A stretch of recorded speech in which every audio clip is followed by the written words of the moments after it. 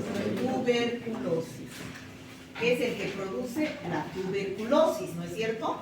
A ver, hoy día vamos a avanzar y vamos a aprender lo que es la tuberculosis, que ustedes ya saben porque es muy común en nuestro medio. Tuberculosis. La más común es la tuberculosis pulmonar, pero también hay tuberculosis extrapulmonar. A ver, díganme, chicos. Bueno, primero vamos a hacer las generalidades. La tinción con la cual se observan todas, no solamente existe Mycobacterium tuberculosis, hay Mycobacterium lepra, hay Mycobacterium bovis, hay Mycobacterium microti, hay Mycobacterium avium, Mycobacterium scrofolaceum, Mycobacterium kansasi, Mycobacterium smegmatis, Mycobacterium... O sea, existe un montón de micobacterias. Pero las más comunes es el Mycobacterium tuberculosis y Mycobacterium lepra, que es lo que vamos a ver ahora. La tinción de Ziel-Nielsen es el método de diagnóstico más importante de todas estas micobacterias. Ustedes saben que para hacer un diagnóstico de una enfermedad, ¿en qué nos basamos? En los tres pilares fundamentales, que son la clínica, la epidemiología y el laboratorio, o métodos auxiliares de diagnóstico, dentro de los cuales está el laboratorio. Aquí, el laboratorio, cuando sepamos, o sea, tengamos el diagnóstico presuntivo de cualquiera de estas enfermedades producidas por estas micobacterias, la prueba de oro es la tinción de Ziel-Nielsen, que es la que estamos viendo ahí, ¿no? La tinción de Ziel-Nielsen, donde se ve, ustedes ya han visto tinción de Ziel-Nielsen en práctica, donde todo el fondo se tiñe de color azul. Estos son leucocitos polimorfonucleares. Esto es una célula, mucus. ¿Y cuál es la micobacteria? Es este bacilo rojo. Esa es la micobacteria. ¿Qué también se llaman estos? Se llaman BAR. ¿No? ¿Se acuerdan? Sí. De bacilo ácido alcohol resistente. ¿Qué significa eso? No nos aprendamos de memoria. Tenemos que saber qué significa eso. Cuando nosotros colocamos aquí la muestra y queremos ver si hay una micobacteria, entonces aquí está la muestra, ya sea de esputo, de líquido cefalorraquídeo, de lo que sea. Si sospechamos de tuberculosis meningia, tiene que ser líquido cefalorraquídeo. Si sospechamos de tuberculosis renal, tendrá que ser orina. Sí. Pero lo más común es colocar esputo, porque la tuberculosis pulmonar es la más frecuente. Entonces colocamos el esputo, colocamos fucsina, que es el primer colorante. La fucsina va a teñir de todo rojo, es rojo el colorante. Si hay bacilos, si hay bacilos también los va a teñir de rojo. Estos son leucocitos, son células epiteliales, todo lo va a teñir de rojo.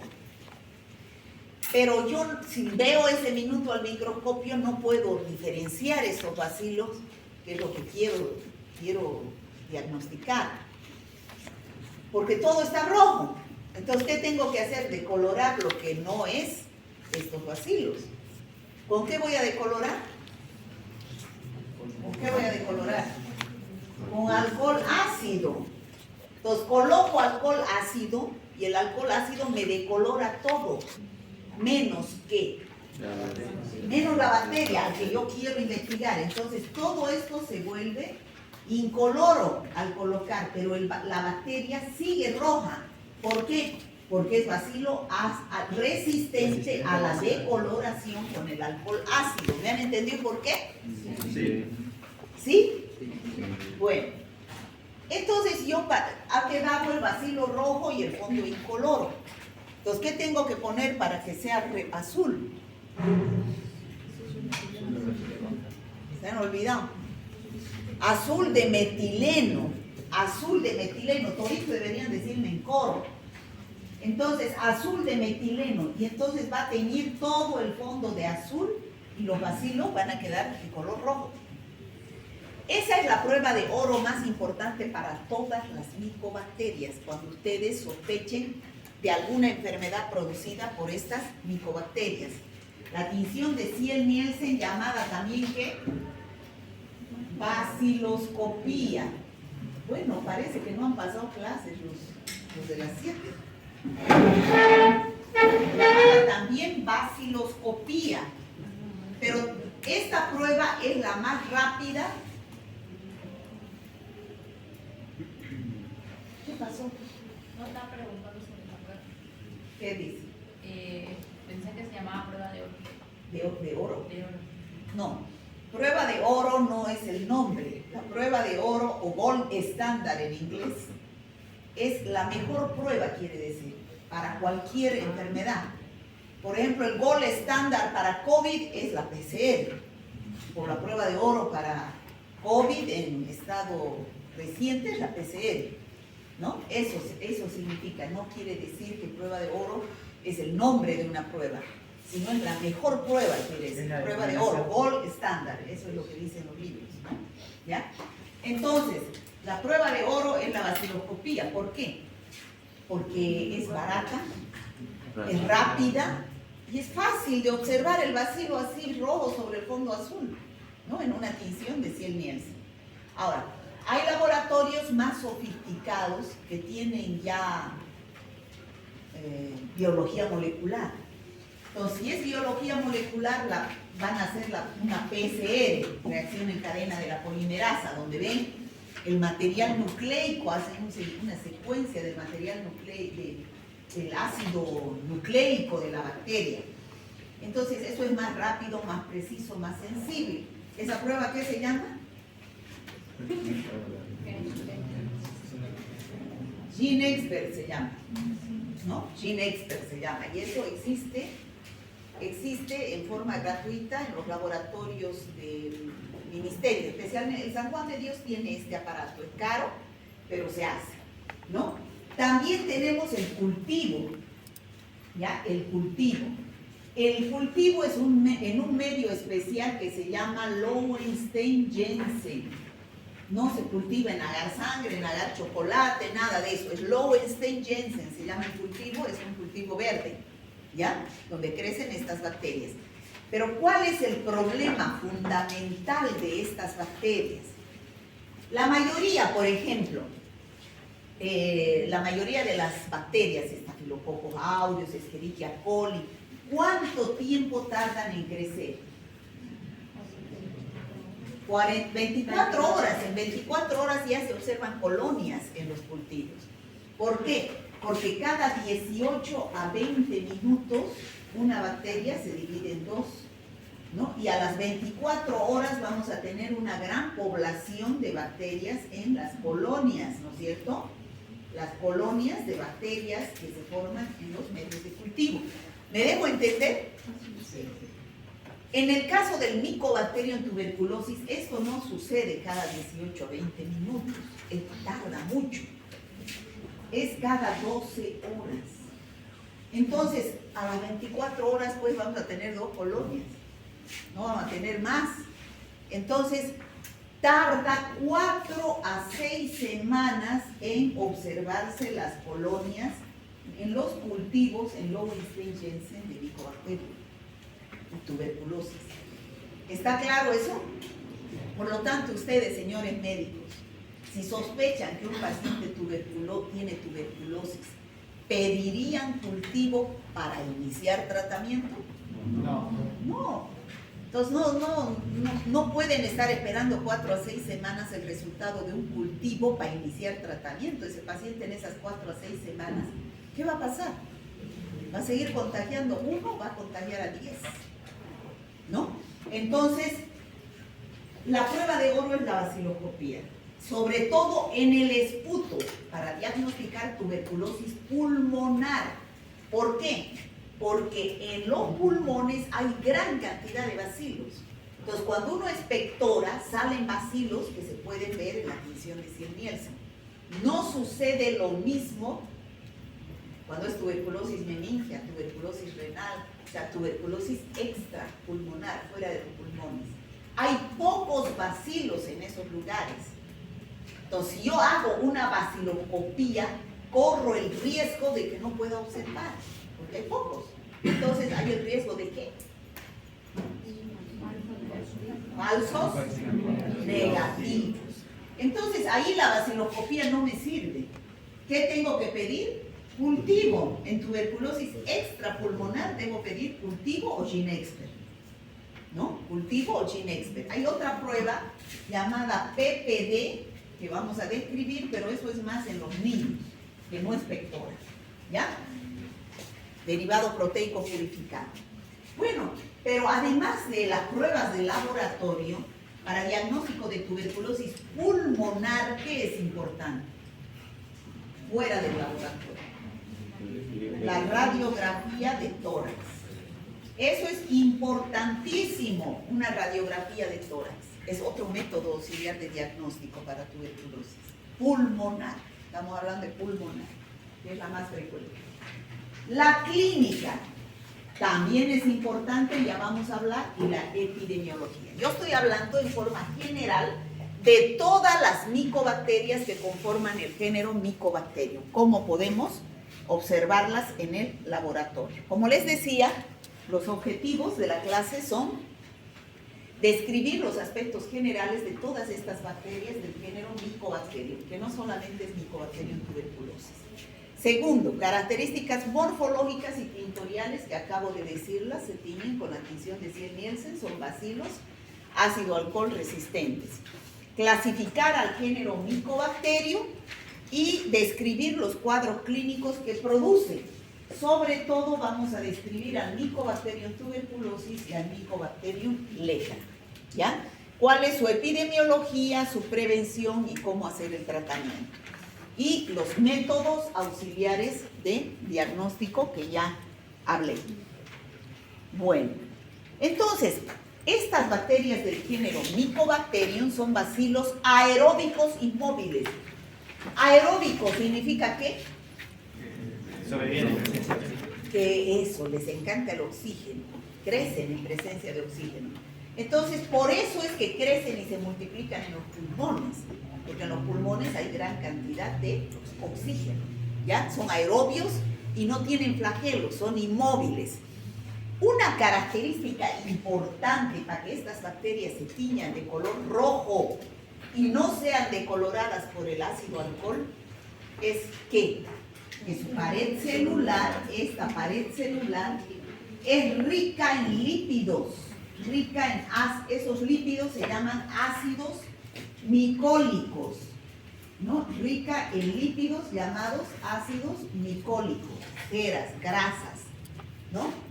Entonces, esa actúa como una capa impermeable, que para poder, cuando se pone la fucsina, para que penetre la fucsina, hay que calentar por abajo para que se derrita esta capa de ácidos micólicos y pueda penetrar la fucsina y pueda colorear al bacilo de color rojo. Ya después se enfría, ustedes saben, la grasa sale mejor, ¿no es cierto?, con agua caliente cuando comemos grasa.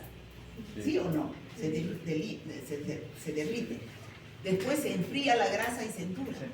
Entonces, cuando se enfría esto, se vuelve a endurar esta capa de ácidos micólicos y ya no deja pasar al decolorante, que es el alcohol ácido.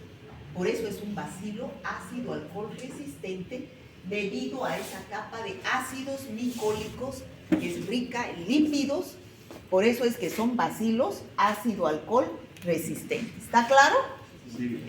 Bueno, ya les dije que no solamente existe el Mycobacterium tuberculosis, existen también otras micobacterias, de las cuales nosotros vamos a hablar del Mycobacterium tuberculosis y Mycobacterium lepra. Por debajo del lepra, el avium, Kansasi, fortuitum, chelonae, abscesus, smegmatis, scrofolaceum, todos los demás, son micobacterias del complejo avium, llamadas también micobacterias atípicas, porque no son típicas. Las típicas son el tuberculosis y el lepra. Bueno, como les decía, son bacterias muy exigentes no crecen en cualquier medio de cultivo. ¿Qué se llama el medio de cultivo? Lowenstein-Jensen. Es ese, color verde, donde crecen las colonias así, de color amarillo. ¿En cuánto tiempo vamos a ver esas colonias así? ¿Cuánto? 4 a 6 semanas. Entonces, es lento el desarrollo porque cada célula madre da 2 células hijas cada 12 horas. Por eso el crecimiento es lento.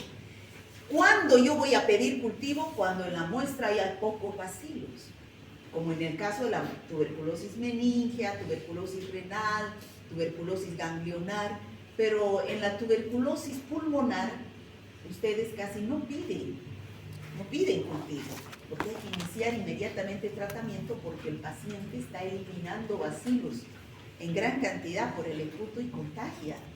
A ese paciente que elimina bacilos por el esputo, ¿qué se llama? ¿Qué se llama, joven? El de chulito.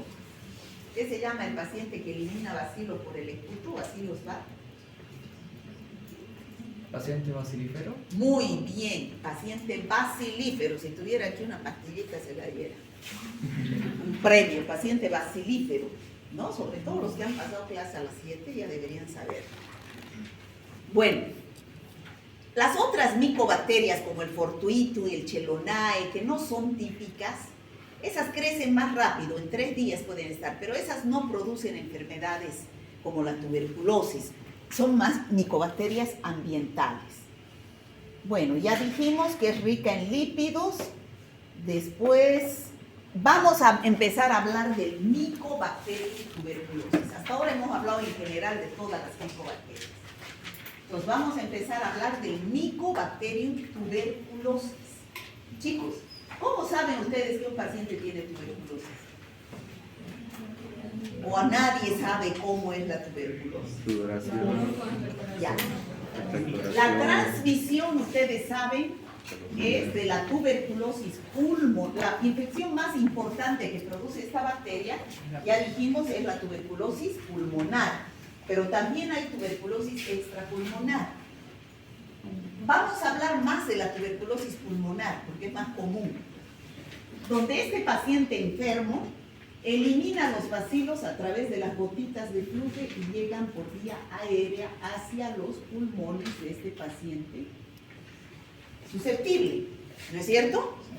Bueno, entonces, ¿cómo sabemos que un paciente tiene tuberculosis pulmonar? Porque viene flaquito, tose, con expectoración. Lo que ustedes tienen que preguntarles, por lo que va es porque tose. Entonces ustedes le van a preguntar, ¿y hace cuánto tiempo que está tosiendo? Entonces, si dice hace más de 15 días, entonces ese paciente se llama sintomático respiratorio, SE. En la historia clínica, ustedes no van a colocar paciente que tose por más de 15 días con expectoración. Van a colocar paciente SE. ¿Qué significa eso? Sintomático respiratorio. Eso significa que ese paciente tose más de 15 días, está tosiendo por más de 15 días y es con expectoración. Esa expectoración es purulenta, ¿saben a lo que me refiero, no? Una flema verde o amarillenta y a veces con hilos de sangre, ¿no? ¿Qué se llama con hilos de sangre? Hemoptisis. Paciente con hemoptisis. Está botando hilos de sangre, pero viene desde los pulmones, ¿ya? Hemoptisis. ¿Qué más tiene ese paciente? Va a tener fiebre, sudoración nocturna, ha perdido peso, va a estar con astenia, con anorexia, por eso ha perdido peso, porque ¿qué es anorexia? Pérdida del apetito, ¿no es cierto? Entonces, ese paciente es típico verlo, chicos, es típico verlo, ya de verlo uno sabe que puede ser tuberculosis, peor si está tosiendo, ¿ya? Entonces, la clínica es soberana en la tuberculosis pulmonar, es soberana, ¿no? Entonces, ¿qué hay que preguntarle a ese paciente? Epidemiología. ¿Alguien más en su casa tiene los mismos síntomas? Seguro que sí, ¿no? Porque conviven y la tuberculosis es contagiosa, ¿no? Hay mayor carga viral, entonces es por vía respiratoria. Entonces ahí hay que preguntar la epidemiología a los pacientes. Bueno, ya hemos dicho que esta bacteria, al igual que todas las micobacterias, tiene su capa rica en lípidos, por eso es un bacilo ácido alcohol resistente, pero además todas estas micobacterias tienen una característica importante. Cuando entra una micobacteria al organismo humano, ¿quiénes vienen a defendernos? Los macrófagos, ¿no? Los macrófagos, los leucocitos polimorfonucleares, esos son los policías de nuestro organismo. Viene el macrófago, lo engloba a la bacteria, forma un fagosoma, pero no se destruye la micobacteria ahí. Tiene la capacidad de multiplicarse dentro del macrófago y al final el macrófago se destruye y quedan libres las micobacterias para producir la infección. O sea, esa es una característica importante de que crece dentro del macrófago, es intracelular. Bueno, hablando de la tuberculosis pulmonar, que es la más importante, dijimos, es por vía respiratoria, ¿no es cierto? Entonces, es una enfermedad de la pobreza, o sea, de los países pobres. ¿Y por qué decimos que es de los países pobres? ¿Bolivia estará dentro de esos? Sí, no es porque nosotros querramos hacernos a los pobres, sino que somos pobres, porque nuestro Producto Interno Bruto es bajísimo. Estamos después de Haití, chicos. Haití es el país más pobre de Latinoamérica. En África hay más pobres todavía, pero en Latinoamérica, Haití, Bolivia. Hartísima tuberculosis hay en Bolivia, ¿no? Hartísimas, son las más altas tasas de tuberculosis en Bolivia. Mientras Estados Unidos y el Japón tienen 8 casos de tuberculosis por 100.000 habitantes, y eso que no llegan a 8. Bolivia tiene más de 100, ¿no? Más de 100. Más de 100 por 100.000 habitantes. Esa es la tasa de tuberculosis de Bolivia. Entonces, el mayor riesgo, ¿por qué es una enfermedad de la pobreza? Por el mecanismo de transmisión, ¿no? Generalmente, como es respiratorio y es altamente infecciosa, el hacinamiento, viven familias dentro de un cuarto, ¿no? Y si una persona está enferma, elimina los bacilos y hay alta carga bacteriana, alta dosis infectiva en el ambiente, ¿no? ¿O no? Y además que ese es factor de la carga bacteriana, porque hemos dicho que para que se produzca una infección depende de la bacteria y depende del huésped. El huésped, ¿qué podemos decir del huésped que vive en la pobreza? Eso, no se alimenta bien, es desnutrido, ¿no? Por eso ustedes, para no agarrar tuberculosis, yo sé que salen de su casa en la mañanita y vuelven en la noche, pero no, pues no tomen soda. Además de que la soda es más cara que el agua, ¿no? No tomen soda.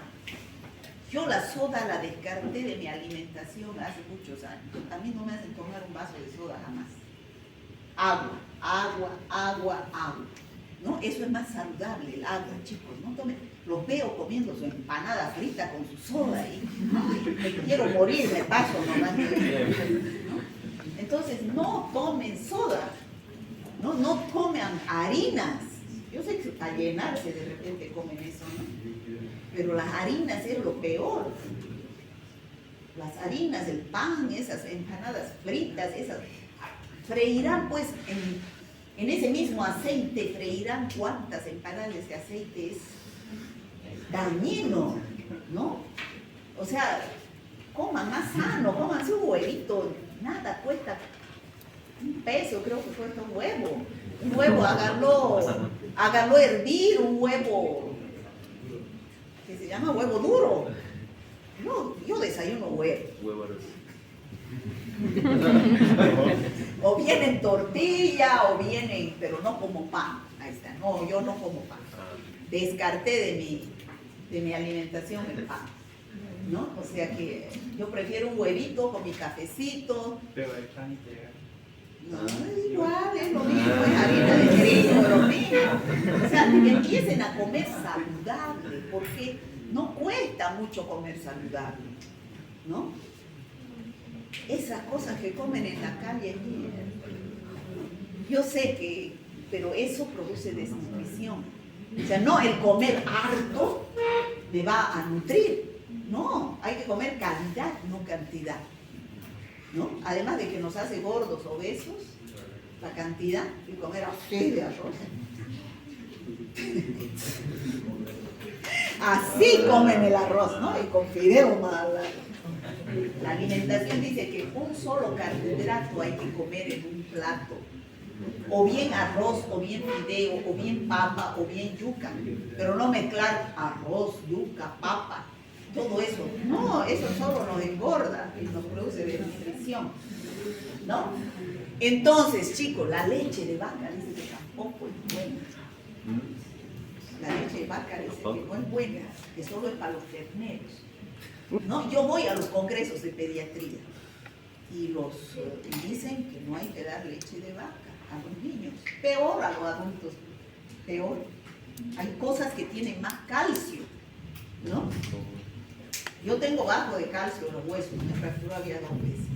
Entonces yo leo harto sobre cómo aumentar mi calcio. Por ejemplo, yo en vez de refresco, esos que vienen sobrados, esas cosas, son puro edulcorantes. Entonces, puro conservantes. Entonces, ¿qué hay que comer? El sésamo. El sésamo, eso, el refresco de sésamo me compro por kilos en el mercado, lo hago tostar y el refresco es una chicha riquísima, ¿no? O sea, y eso tiene harto calcio. O sea, hay que empezar a comer saludable, chicos.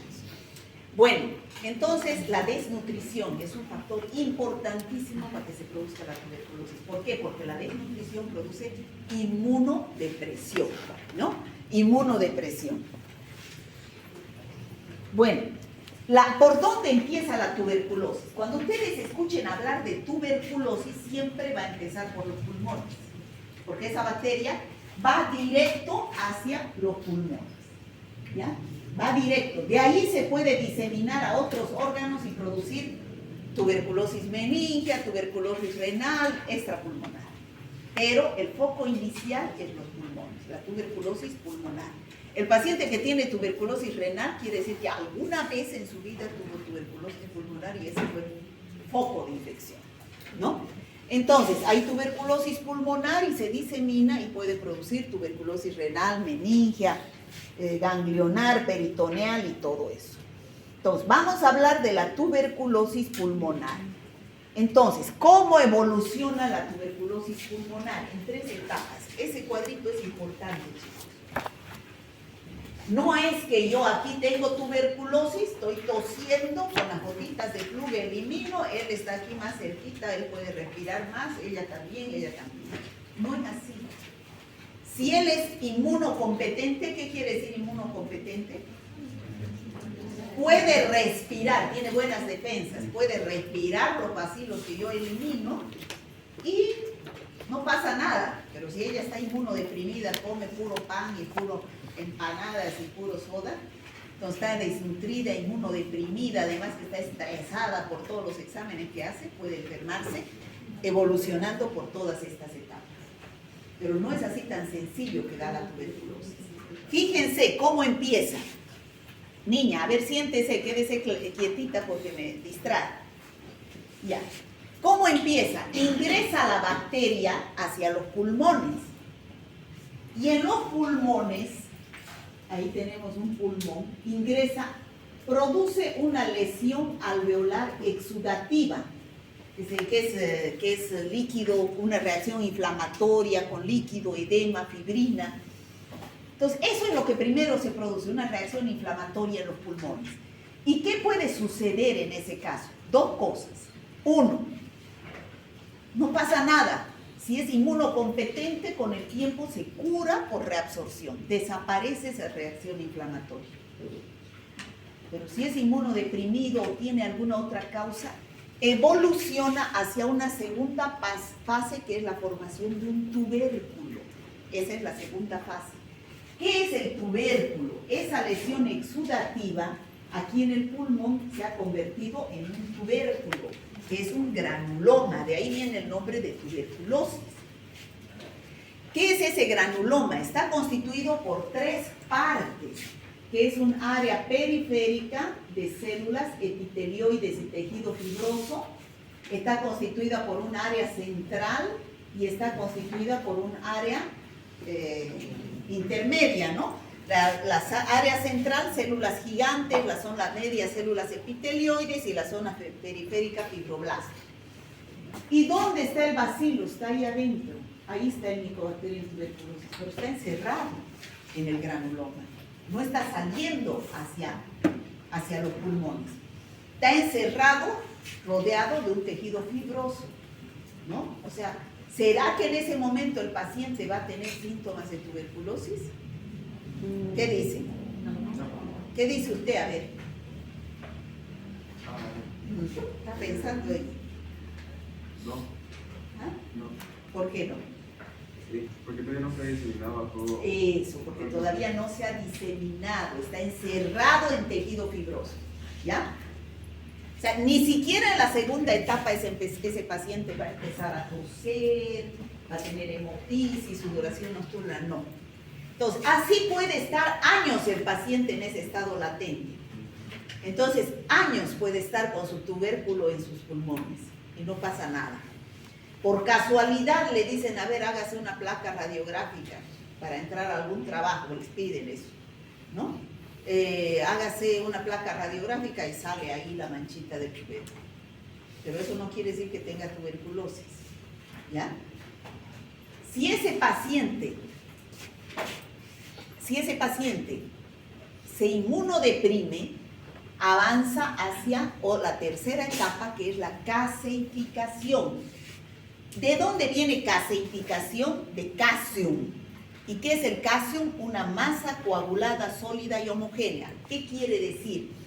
Que este granuloma que estaba con células epitelioides, todo, sufre una necrosis gaseosa y se convierte en una masa blanquecina parecida al queso que se llama calcium. De ahí viene la caseificación. Pero sigue rodeado ahí el bacilo, sigue ahí adentro y sigue rodeado de tejido fibroso, ¿no? Hasta ese momento, ¿será que el paciente siente algún síntoma, alguna clínica de tuberculosis? ¿Qué dicen? Sí, porque hay microsis. ¿Pero ha salido el bacilo de adentro? No, sigue encerrado en la masa coagulada que es el calcio. Sigue rodeado de tejido fibroso. Entonces, ¿qué puede suceder ahí? Ahí tenemos, fíjense, ingresa, se forma el tubérculo, ¿no? Se forma el granuloma y ahí está la masa coagulada, que es el calcium, y está dentro el Mycobacterium tuberculosis. ¿Qué puede suceder después? Puede suceder que esa lesión gaseosa, que es el calcium, donde está el Mycobacterium tuberculosis, lo más favorable es que se condense y siga encapsulado porque se rodea de tejido fibroso ahí. Y años puede estar ahí con su calcium, pero la micobacteria está ahí adentro. Años puede estar ahí. En el peor de los casos puede suceder lo siguiente: que drene, o sea, que salga este líquido de aquí adentro, porque está líquido, o sea, se licúa esa parte, se licúa esa parte central que es el calcium, ya no es masa coagulada, sino se licúa y puede empezar a drenar. ¿Saben lo que es drenar, no? Sale ya ahí, y no va a salir solita, va a salir con bacilos hacia los pulmones. Al salir toda ese líquido de ahí, de esa masa coagulada que había, ¿qué se va a formar ahí adentro? O sea, entra oxígeno desde los pulmones y se proliferan más las bacterias, porque es aerobio. ¿Y qué se queda ahí? Una caverna, ¿no? Queda hueco. Entonces se forman las cavernas, ¿ya? Ahí ya el paciente empieza a tener la clínica de tuberculosis pulmonar. Pero tiene que suceder todo eso. Puede que no drene ese líquido que se ha formado y se encapsula y está años como tejido fibroso. ¿Está claro eso? ¿Cómo evoluciona la tuberculosis? Le cuento yo una anécdota. Y yo siempre lo digo porque a mí me impresionó, ¿no? Yo tenía una conocida que trabajaba, era secretaria de la universidad. Entonces empezó a toser, a tener síntomas de tuberculosis. Le hicieron una vaciloscopía y dio positiva. Y ella era de clase media, se alimentaba y nunca había tenido en su familia, por epidemiología, nadie que tenía tuberculosis. Entonces, ¿qué era lo que pasaba? Ella estaba inmunodeprimida por estrés. Estaba en proceso de divorcio. Entonces, se deprimió tanto que sus defensas bajaron. Entonces, esa micobacteria que estaba años de años ahí, porque ella se acordó que muchos años antes había un mensajero con el que ella trabajaba que tenía tuberculosis. Entonces, puede que haya estado años la bacteria encapsulada ahí, pero cuando ella se inmunodeprimió se manifestó la enfermedad. Estaba la bacteria dentro de ella, en sus pulmones, encapsulada. O sea, se ha manifestado por vía endógena, o sea, de dentro de ella. ¿Está claro? Entonces, ¿cuántos de nosotros no tendremos la micobacteria y no se manifiesta? Bueno, y al ver cómo se produce la tuberculosis pulmonar, vamos a hablar de dos términos, que son la primoinfección y la reinfección.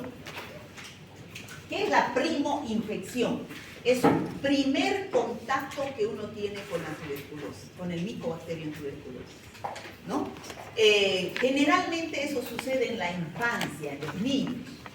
Los niños tienen un primer contacto, estos son los pulmones, ¿no es cierto? Tienen más o menos una forma triangular.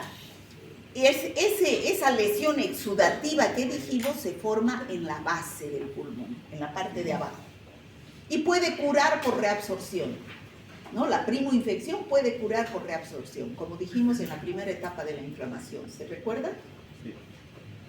Pero también puede haber una reinfección. ¿Qué significa reinfección? Ya no es primera vez, ya es una segunda o tercera vez, ¿no? Entonces, eso sucede generalmente en la edad adulta. ¿De dónde puede venir la bacteria? Ya sea de forma endógena o de forma exógena. ¿Cómo es endógena? Que ya estaba ya dentro. Ya estaba ahí adentro de la del Del propio pulmón del paciente, salió la bacteria y se manifestó. O exógena, que recién ha tenido contacto y estoy inmunodeprimido casualmente y me manifiesta la enfermedad, ¿no? Entonces puede evolucionar cuando ingresa la bacteria hacia la formación de tubérculos y hacia la formación del calcium, se fibrosa, ¿no? Y la lesión, ¿dónde aparece generalmente cuando es una reinfección? En la parte de arriba, en el vértice del pulmón. ¿Está claro? Entonces, cuando ustedes vean una lesión compatible con tuberculosis en la base, puede ser una primoinfección. Yo siempre digo puede ser, no digo es, porque nada en medicina es 2 más 2 es 4, ¿no? Y cuando aparece en el vértice puede ser ya un segundo o tercer contacto, una reinfección. Doctora, ¿sí? Una preguntita, ¿qué es el foco de Gauss? Es ese granuloma. Un paciente con tuberculosis pulmonar, ya hemos dicho que puede tener síntomas locales o generales. Los locales son los respiratorios, o sea, tos con expectoración mucopurulenta, expectoración hemoptoica, hemoptisis, disnea, dolor torácico, todo eso es referente al pulmón, al aparato respiratorio. O puede tener síntomas generales, ¿no? Que son hiporexia, anorexia, astenia, pérdida de peso, fiebre, diaforesis nocturna, malestar general, que ya sabemos qué son, ¿no? Los términos. ¿Qué es hiporexia? ¿Qué es hiporexia? ¿Qué es hiporexia? ¿Qué es anorexia? ¿Qué es anorexia? Pérdida del apetito. Anorexia, pérdida del apetito. ¿Qué será hiporexia? ¿Qué es hipo? Disminución del apetito, chicos. ¿Y qué será hiperexia? No sé si existirá ese término, pero pues ustedes tienen que pensar, ¿no?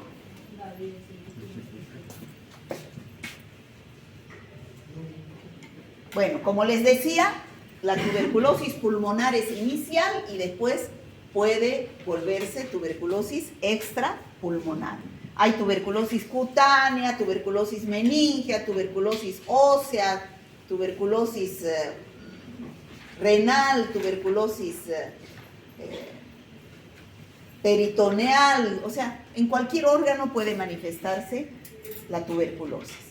Ya dijimos, hemos hablado de clínica, hemos hablado de epidemiología, hemos hablado de laboratorio, que ahora dijimos que la prueba bacteriológica más importante es la baciloscopía o tinción de Ciel-Nielsen, ¿no?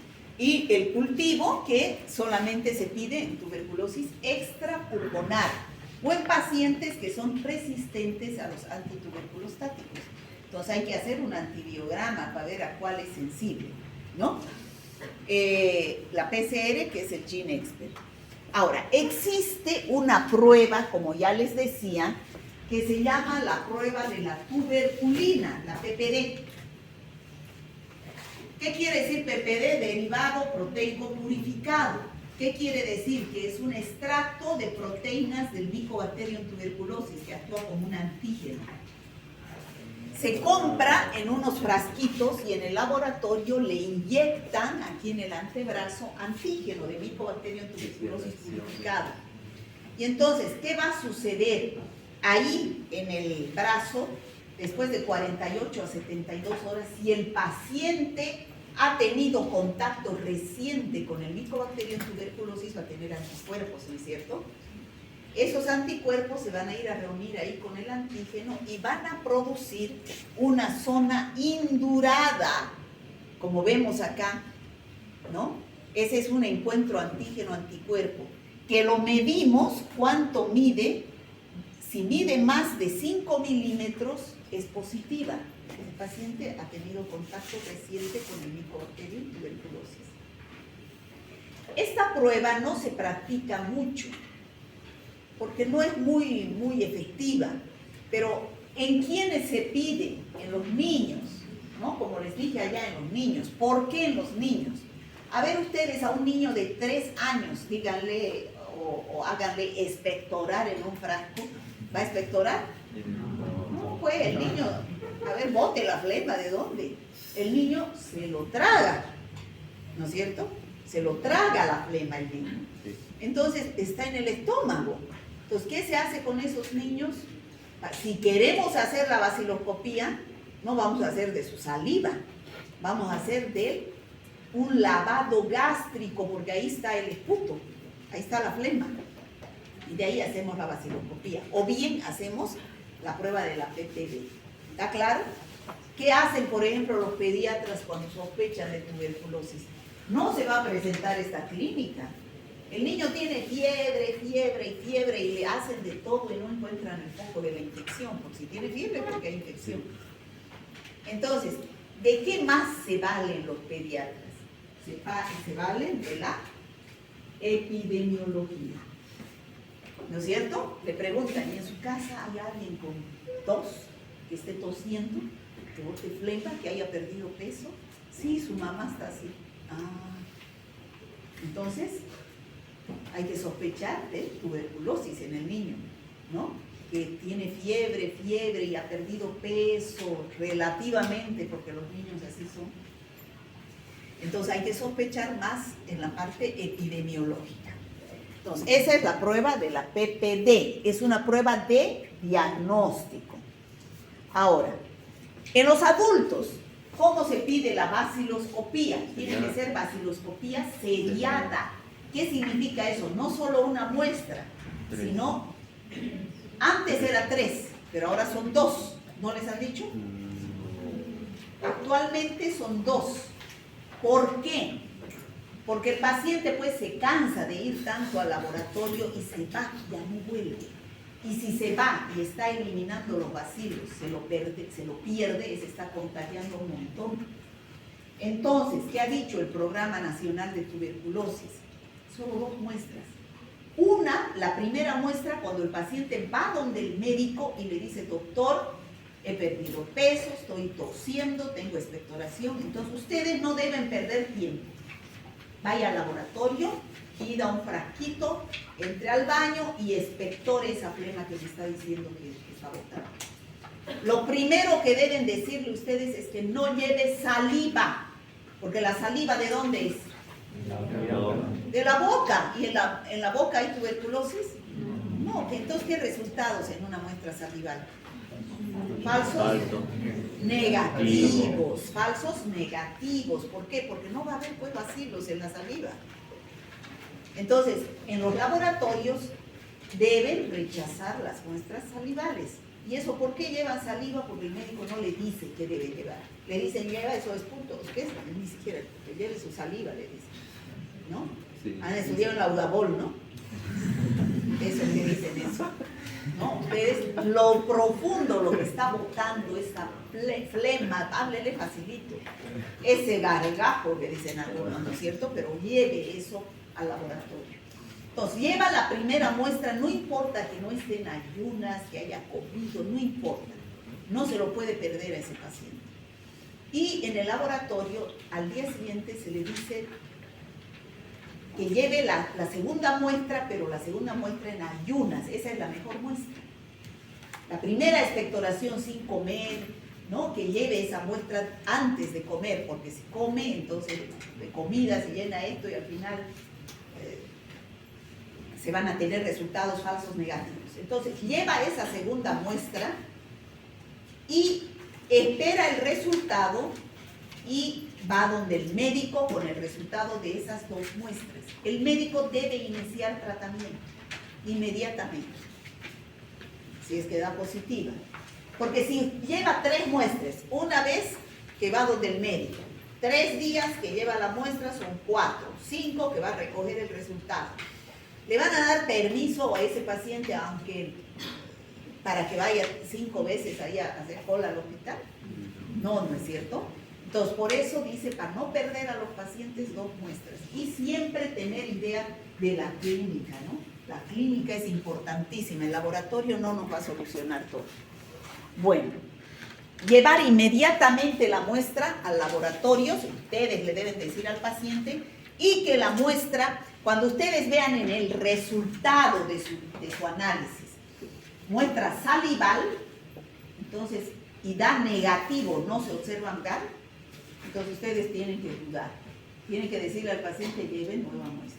Pero si en el aspecto dice sanguinolenta, mucopurulenta, quiere decir que es una buena muestra, macroscópicamente, ¿no?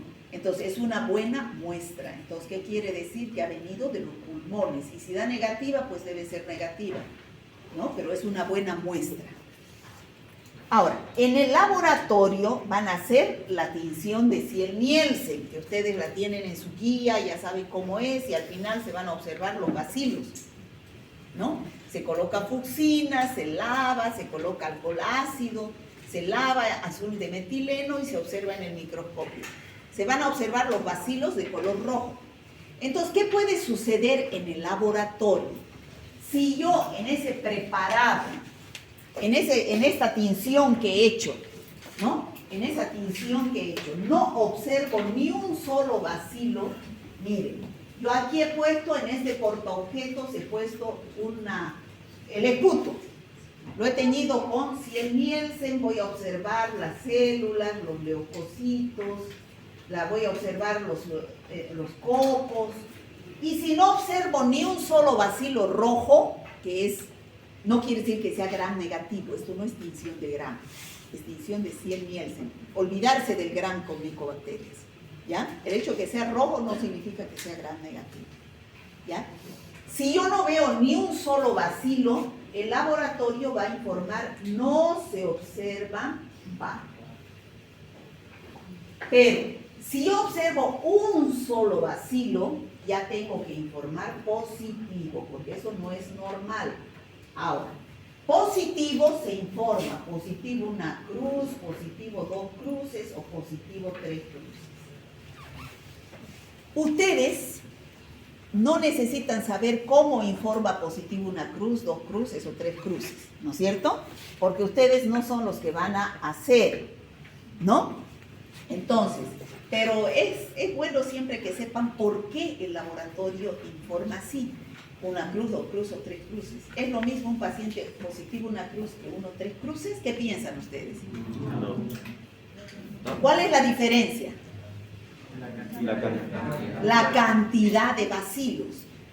El que es positivo 3 cruz, una cruz, el que es positivo una cruz, fíjense, es 10 a 99 bacilos, pero en 100 campos, en 100, contando 100 campos, yo tengo que sumar uno aquí, otro allá, otro allá, otro allá, en 100 campos, entonces positivo una cruz, ¿ya?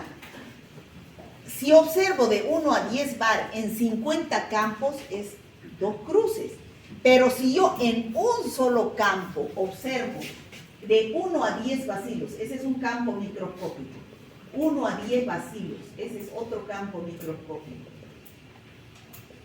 Ese es otro campo, de 1 a 10 bacilos. Eso es positivo 3 cruces. ¿Se entiende? De acuerdo a la cantidad de bacilos se informa. Si a mí el laboratorio me informa, yo soy médico, me informa el laboratorio positivo 3 cruces. ¿Qué significa eso? Que tiene gran cantidad de bacilos, es un paciente bacilífero 100%. Está eliminando gran cantidad de bacilos. Entonces es más contagioso que uno que elimina, que es positivo una cruz. ¿Está claro eso? Ya, eso es lo que significa los positivos. Ya hemos dicho, ese es el cultivo, Lowenstein-Jensen, tarda 4 a 6 semanas en el caso del Mycobacterium tuberculosis. El tratamiento, esto los auxiliares les encanta porque llevan farmacología, y en farmacología es pues llevar medicamentos, ¿no? Pero a mí mucho no me interesa que sepan medicamentos porque eso lo van a llevar en farmacología, aquí tienen que saber bacteriología, ¿no? Bueno, el tratamiento, a mí lo que me interesa es que el tratamiento de tuberculosis no es con un solo antibiótico. O sea, se llaman antituberculostáticos, los antibióticos que se utilizan para tuberculosis. ¿Ya? Antituberculostáticos. ¿Cuáles son? La rifampicina, la isoniazida, el etambutol, la streptomicina. Esos son los antituberculostáticos. Y no se debe dar solo uno. Se debe dar 4 o 5. El esquema del tratamiento es 6 meses en Bolivia. En Bolivia son 6 meses. 2 meses con isoniazida, que es el INH. El etambutol, la piracinamida y la rifampicina, y 4 a 6 meses solamente con isoniazida y rifampicina. ¿Qué sucede? Que estos medicamentos producen alergia en algunos pacientes, ¿no? Producen, ¿qué se llama? RAFAs. ¿Qué es RAFA? Reacciones alérgicas a los antituberculostáticos.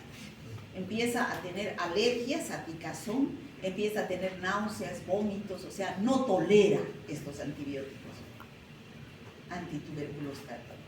Entonces el paciente tiende a abandonar tratamiento, porque toma 4 o 5 píldoras al mismo tiempo. Los tiende a abandonar, dice, no, lo dejo y punto. Entonces, ¿qué sucede con ese paciente? Cuando vuelva a enfermarse, recae, entonces ya va a ser un paciente que no va a tener la misma sensibilidad a esos medicamentos. Entonces, se puede convertir en un paciente MDR. ¿Qué significa MDR? Multidrogo resistente. Multidrogo resistente, ¿no? Eso significa MDR. Cuando es resistente a 1 o 2 o 3 de los fármacos esos que se utilizan para la tuberculosis. Entonces, ¿qué tengo que hacer ahí? Tengo que cultivar la bacteria para ver con qué antibióticos puedo hacer el tratamiento, ¿no? Y también el paciente puede ser XDR, ¿qué significa? Resistente a todos los antibióticos, o sea, PAC resistente a todos. Entonces, ¿qué sucede ahí cuando ya es resistente a todos los antibióticos un paciente con tuberculosis?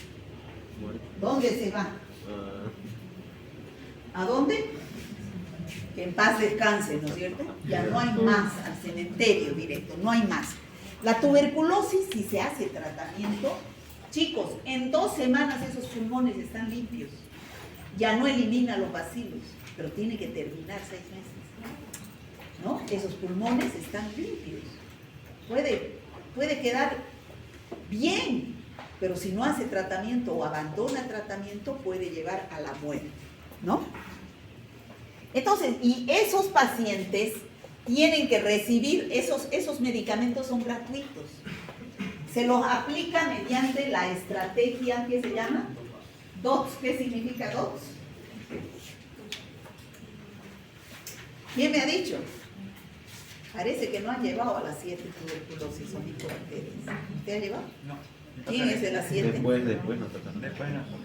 ¿Quién es de las 7? No digo así. Nadie va a ser.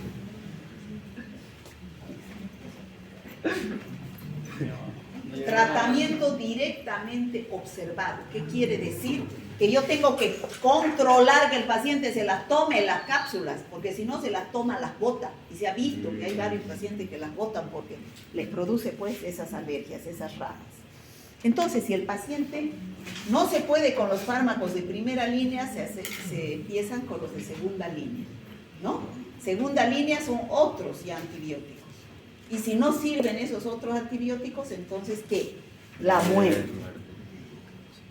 Chicos, no se olviden que cuando ustedes van en el micro, puede haber pacientes con tuberculosis, seguro.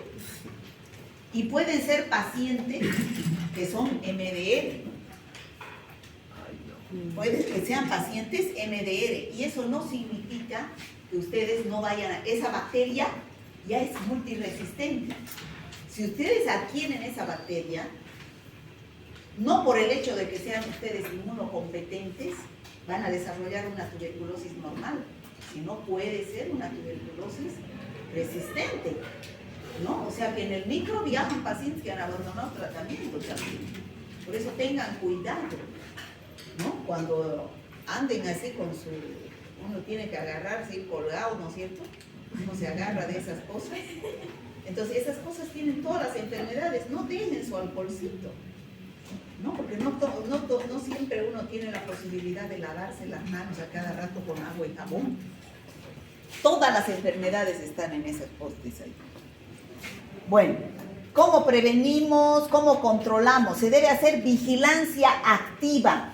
Si ese paciente va al consultorio, yo debo preguntarle, ¿en su casa hay alguien más? Deben hacer inmunoprofilaxis todos los de su casa, por más que no tengan síntomas. ¿Con qué? Con rifampicina y piracinamida 2 meses, o 4 meses solo rifampicina, por más que no tengan síntomas. A eso se llama inmunoprofilaxis. Bueno, y hay otra cosa que hay que hablar, la vacuna BCG. ¿Han escuchado hablar de la vacuna BCG? Ya. Por favor, no se confundan, les estoy diciendo. BCG no es PPD. ¿Ya? Les pregunto, ¿cuál es la vacuna para tuberculosis? PPD me pone. PPD es una prueba de diagnóstico, que es diferente, ¿no? BCG es la vacuna, quiere decir bacilo de Calmette-Guerin, que me están inyectando un bacilo de Mycobacterium bovis, una cepa atenuada de Mycobacterium bovis. ¿Cuándo? Cuando tengo 1 mes de vida. Toditos nos han puesto la BCG. Tienen ahí una manchita. Sí, sí. Algunos, otros no tienen nada. Entonces, ¿qué significa eso? Que a mí me van a prevenir no contra la tuberculosis pulmonar, no contra esta tuberculosis que es la más frecuente. Si no, no hubiera pues tuberculosis, ¿no? ¿Contra qué tuberculosis? Los de las 7. A ver usted, ¿contra qué tuberculosis? ¿Ah?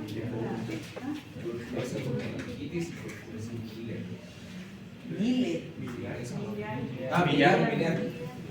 Miliar. Contra la tuberculosis meningea. Así se dice, tuberculosis meningea. O sea, en las meninges por Mycobacterium tuberculosis. Se llama tuberculosis meningea o tuberculosis miliar. ¿Qué es tuberculosis miliar? La que se disemina a otros órganos. ¿Ya? No es para tuberculosis pulmonar. ¿Ya? Es para prevenir en los niños la tuberculosis meningea. Otra cosa importante, chicos. Para protegernos de la tuberculosis, estos barbijos que usan, estos normales ahí, no sirven, porque la bacteria es bien pequeñita, en esos poros de esos barbijos penetra. Entonces, lo que ustedes deben comprarse es el N95. Tiene un filtro más que no deja pasar la micobacteria. Ustedes van a ir al próximo año al Hospital San Juan de Dios, porque sus docentes de semiología trabajan en el San Juan de Dios, los tres. El doctor Terrazas, la doctora Panoso, el doctor Arce, y trabajan en la sala de tuberculosis. O sea que van a hacer la práctica. Llévense el barbijo N95, porque uno al lado de otro están los pacientes, y no son los pacientes con tuberculosis pulmonar que están haciendo tratamiento, son los pacientes N, D, R y X, D, E. ¿Qué significa eso? Son los hidroresistentes que están ahí. ¿Ya? O sea, cómprense ese barbijo N95. ¿Lo conocen, no? ¿Sí? La lepra. Ya hemos terminado Mycobacterium tuberculosis. Ahora vamos a hablar del Mycobacterium lepra. ¿Conocen la lepra? ¿Han escuchado hablar de la lepra? Sí. ¿Qué es la lepra, Cortés? Desde la Biblia hemos escuchado hablar de la lepra, ¿no es cierto? Donde en la Biblia a los leprosos se los trata pues como a lo peor. No se los deja entrar a los pueblos, les ponían unas cadenas en sus pies para que suenen cuando ellos están andando, para que la gente escape. Y, o sea, era un mito bien grave la lepra, ¿no? Actualmente se sabe que la lepra es una enfermedad contagiosa, pero no es como la tuberculosis, que se contagia así fácilmente. Por haberle dado la mano a un paciente con lepra, no me contagio. Me contagio después de vivir muchos años por un paciente con lepra. ¿Ya? Después de mucho tiempo de convivir con un paciente con lepra. La lepra es una enfermedad que afecta la piel, como vemos aquí, la piel, la mucosa y sobre todo el sistema nervioso. Entonces, al afectar al sistema nervioso, todas estas lesiones que aparecen en la lepra son indoloras. Me pueden pinchar a mí con aguja ahí y yo no siento nada, porque mi sistema nervioso ha perdido toda sensibilidad. ¿Se entiende? Eso es lo primero que uno tiene que pensar cuando uno sospecha de lepra. ¿Siente? ¿No siente? Porque así lesiones de la piel van a volver a ver en dermatología y siempre hay que pensar en lepra. Ahora, hay dos tipos de lepra. La lepra más grave, que es la lepra lepromatosa, que es así, que afecta mucosas, y la lepra tuberculoide, que es la menos grave, que aparecen solamente máculas, ¿no? Planas. Entonces, ¿quién descubrió la lepra? El señor Hansen, ¿no? En el año 1873. Por eso es que en el Brasil se conoce esta enfermedad como bacilo de Hansen. Así lo van a encontrar en los libros. Bacilo de Hansen. Bueno, este es un bacilo también así, igualito que el Mycobacterium tuberculosis. Igualito, se ve en la tinción de Ciel-Nielsen, se ve el bacilo rojo sobre el fondo azul. Bueno, pero cuando yo digo es tuberculosis y cuando es lepra, cuando veo una tinción de Ciel-Nielsen así. ¿Por qué? Por la clínica. por la clínica, un paciente con tos, expectoración, entonces pues no voy a pensar que es lepra, ¿no? La clínica es soberana, no tengo que actuar como robot. Si yo veo un resultado de laboratorio, tiene que decir de dónde viene la muestra y cuál es mi diagnóstico presuntivo, ¿no? Bueno, lo mismo tiene una pared celular rica en lípidos, no se cultiva. Ah, esta es una cosa importante. Esta bacteria no se cultiva en ningún medio de cultivo hasta el momento. O sea, no se puede cultivar en medios de Lowenstein-Jensen como las otras micobacterias. No hay. La única forma de diagnosticar extinción de Ziel-Nielsen, PCR, ¿no? O la prueba de la lepromina, dicen algunos, que es lo mismo que la tuberculina, pero con antígeno de Mycobacterium en tuberculosis. Esta también es una bacteria intracelular, como dijimos, que crece dentro de los macrófagos y aparecen las lesiones así, ¿no? Entonces, vamos a ver que existen, bueno, existe la lepra. Podemos decir que ya no hay en tanta cantidad en el mundo, pero sigue habiendo lepra, no es una enfermedad erradicada. En Santa Cruz existe lepra. ¿Dónde lo mandan a los pacientes con lepra? ¿Saben ustedes? Hay un hospital en Santa Cruz que trata que estas enfermedades dermatológicas no conocen. Nadie vive por los valles. Jorochito. ¿No conocen el hospital de Jorochito? ¿No? ¿Nunca han escuchado hablar? ¿Saben dónde es Jorochito? No. Tampoco saben. Ah, no, ya no puedo darle clases de geografía. No. Del Torno más allá hay una localidad que se llama Jorochito y ahí hay un hospital grande, es un hospital dermatológico, hospital de Jorochito, y ahí hacen tratamiento de pacientes con enfermedades dermatológicas y una de esas es la lepra. ¿Ya? Bueno, antes iban a ese hospital a hacer sus prácticas de dermatología para ver a los pacientes ahí con enfermedades dermatológicas, no sé si seguirán yendo. Bueno, hay dos tipos de lepra, la lepra tuberculoide y la lepra lepromatosa. La más grave es la lepromatosa, que es de evolución maligna. La tuberculoide es de evolución benigna.